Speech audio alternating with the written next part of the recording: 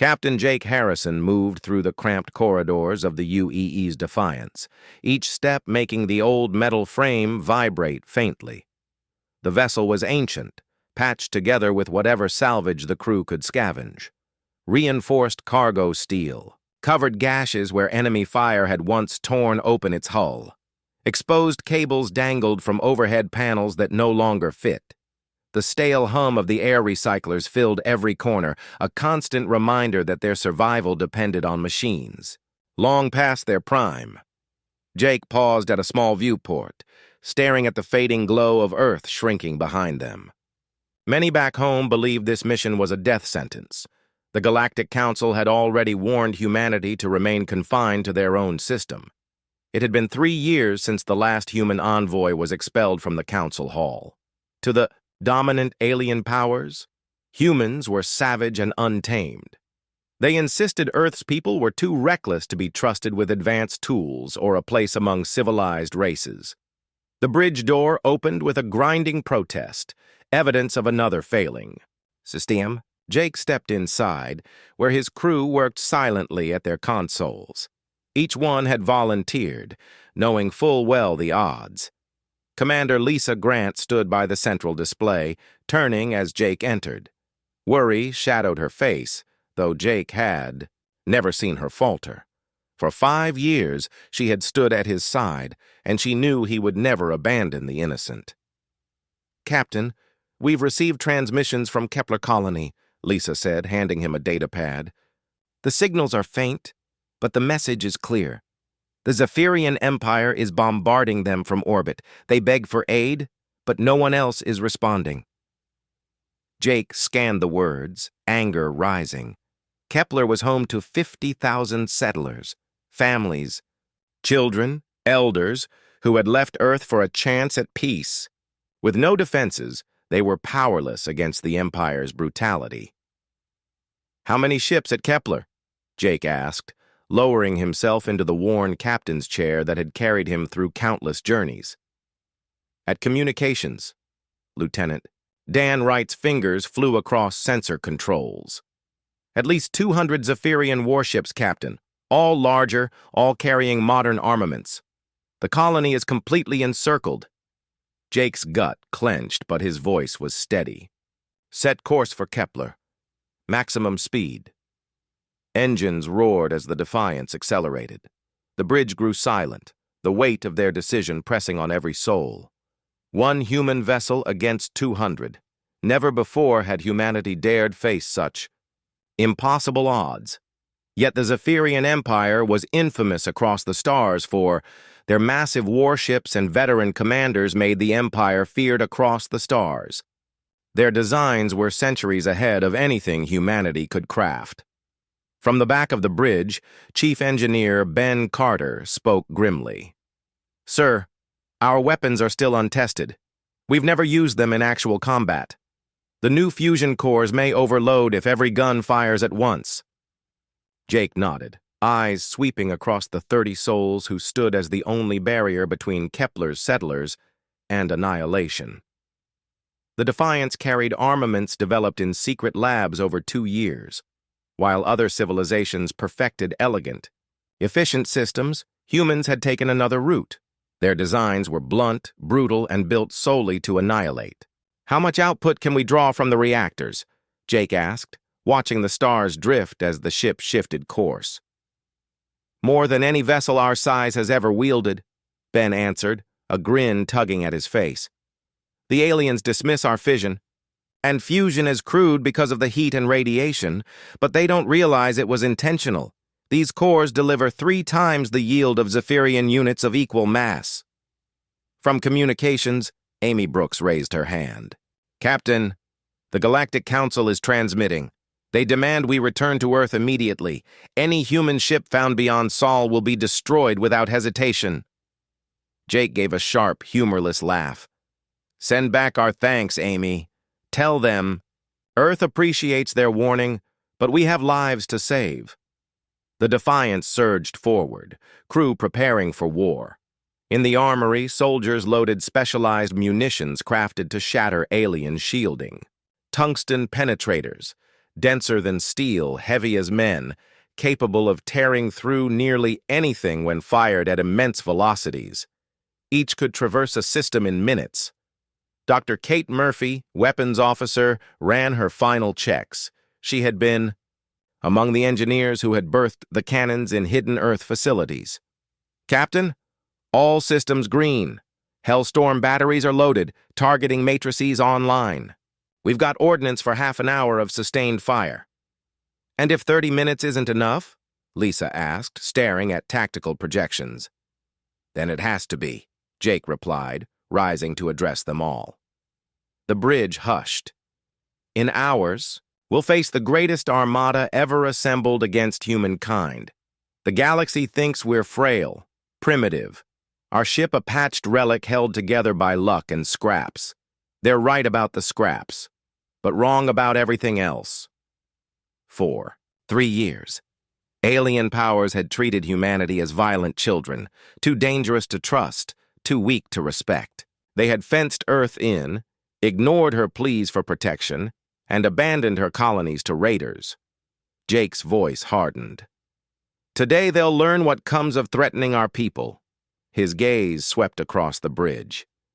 "The Zephyrians expect us to scatter at the first sight of their fleet.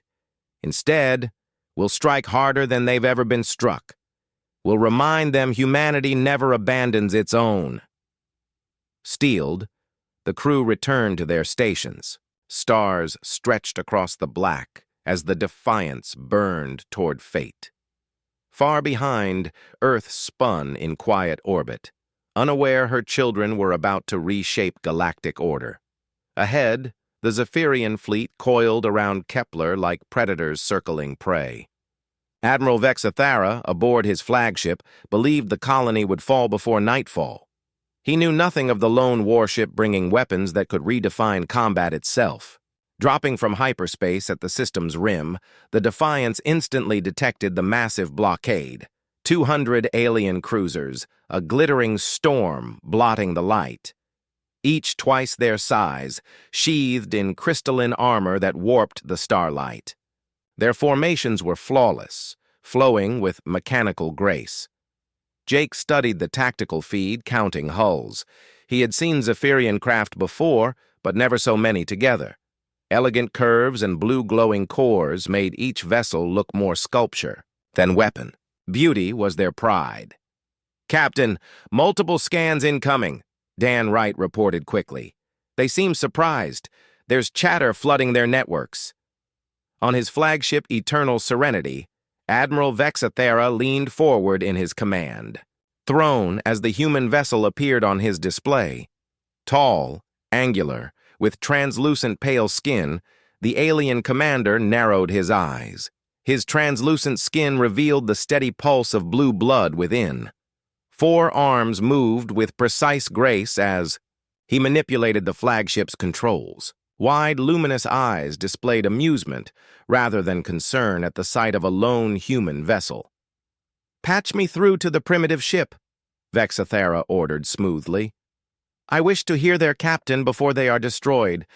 It has been far too long since a conquest offered me entertainment." The main view screen aboard the Defiance shimmered, revealing the Zerian admiral. His voice was melodic, carrying the natural harmony of his kind, yet edged with smug superiority that made Jake's fists tighten. He spoke as one addressing a child meddling in adult affairs. "Human captain, I am Admiral Vexathera of the Zerian Empire," he announced with a toothy grin. "I confess your audacity impresses me, but bravery without wisdom is simply stupidity. One fragile ship against my entire armada. This is either courage or madness." Jake rose from his chair, facing the alien commander. His crew sat in silence, watching their leader address one of the galaxy's most feared tacticians. "Admiral, I am Captain Jake Harrison of the United Earthship Defiance. We are here to defend the colony below.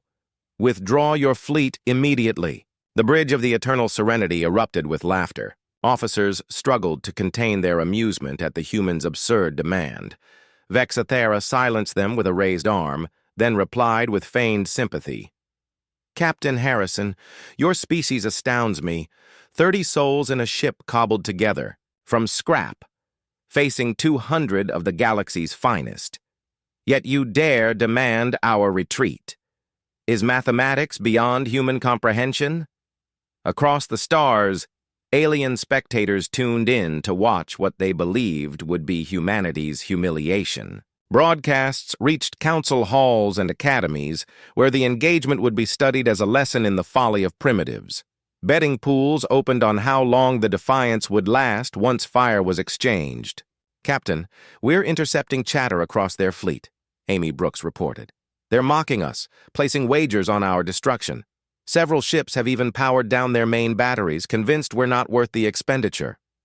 Lisa stepped closer, her voice low so the Admiral could not overhear. Sir, half their vessels remain in ceremonial formations. They don't expect combat, only spectacle. Jake nodded, eyes fixed on the screen where Vexathera discussed which captain should be granted the honor of destroying them, as casually as one might choose a vintage wine. Admiral Vexathera, Jake said loudly, interrupting. Before you continue, allow me to show you something your empire has never witnessed. The Xerian commander turned back, curiosity flickering. Please, enlighten us. Perhaps you fashioned some new chemical bomb, or improved your crude metallurgy. Nearby captains adjusted positions to observe, recording the spectacle to share later. None believed. Return fire, Harrison ordered coldly. Show them the price of hunting civilians. The Defiance's cannons thundered, tungsten slugs ripping through Morath's formation. The lead cruiser's shields fell instantly. Penetrators tore, straight into its reactor, detonating the ship in a bloom visible from the colony below. The second tried evasive maneuvers, but human targeting locked on relentlessly. 4 rounds struck simultaneously, disintegrating the cruiser into glittering debris. Morath stared in disbelief as his escorts died in flames, the human destroyer bearing down with unstoppable wrath. His ship was the largest and most heavily armored, yet Morath had seen the havoc those tungsten shells wrought upon Zeparian defenses. Shields and plating meant nothing. The human rounds carved through as though they weren't there. Emergency retreat, Morath commanded, voice sharp as he turned his cruiser away from the approaching predator. All power to engines. We must escape before they target us. But the Defiance was faster than anything his fleet possessed, its range greater than even the finest Zeon weapons. Dr. Murphy sighted the retreating ship and fired a tungsten penetrator. The shell smashed into the engines, crippling its power systems and leaving Morath's vessel adrift. His crew fled in chaos, scrambling for escape pods. Across the battlefield, similar tragedies unfolded as the Defiance tore through what remained of the once mighty fleet. Captains who once boasted of dominance now screamed for mercy. Some ran for hyperspace, others tried hiding behind Kepler itself. Admiral Vexathera slumped in his fractured chair, forced to watch as his command dissolved around him. The Eternal Serenity, broken and bleeding, was hardly more than a derelict. Now, half the crew dead, the rest abandoning ship. Sir, transmissions from the Galactic Council, his comms officer stammered. They demand ceasefire and beg to send negotiators.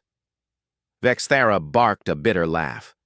Hours ago they had threatened humanity with extinction. Now they pleaded with the primitives they had scorned. Irony burned in the Admiral's chest as another Xerian vessel died in flame. Tell them they are too late. The humans don't seek words.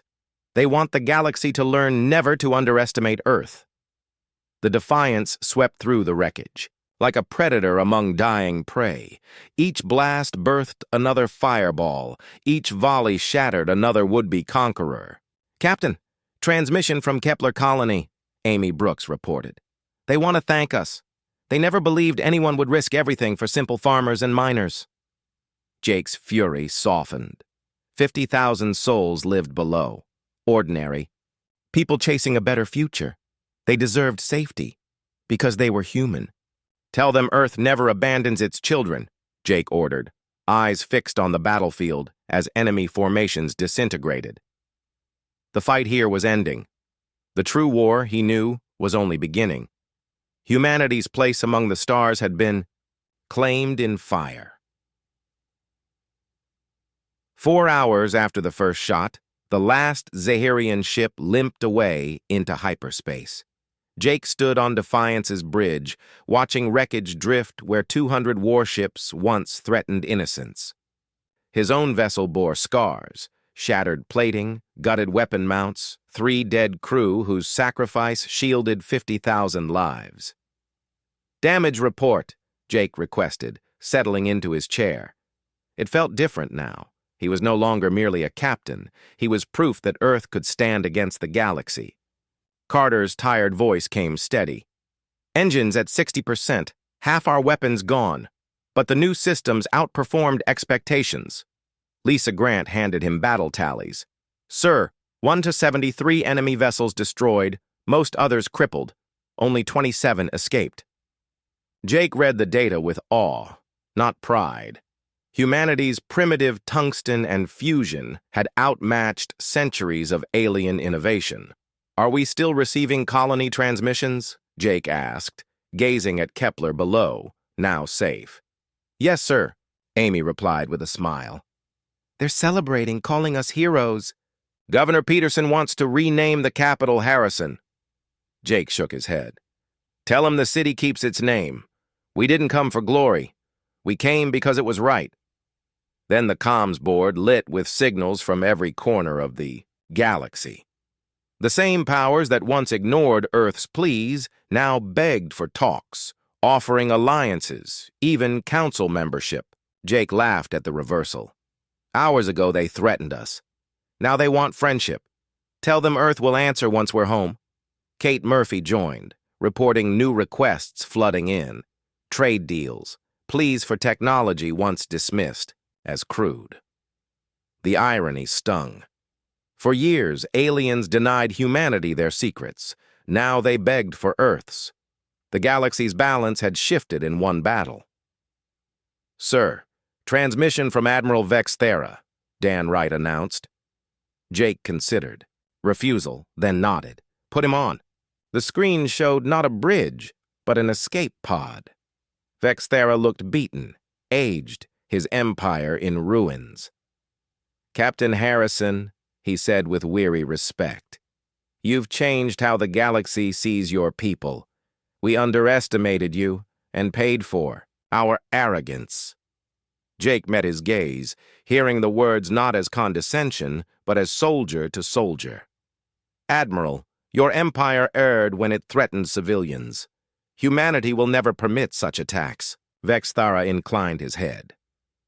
"We won't make that mistake again." As the Defiance turned toward Earth, Jake watched the debris one last time.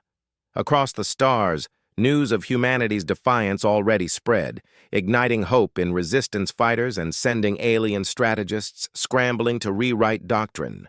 Earth's lone warship had lit a fire that would not fade. Humanity had arrived, and the galaxy would never be the same. Change the course of galactic history.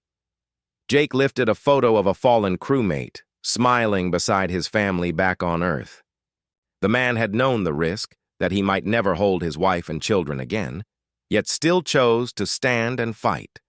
That decision and the courage of 30 humans aboard one fragile vessel had reminded the galaxy that there are truths worth dying for. The stars bore silent witness as the Defiance sailed for home, carrying with it the hopes and dreams of an entire people who refused to bow to anyone or anything that threatened their kind.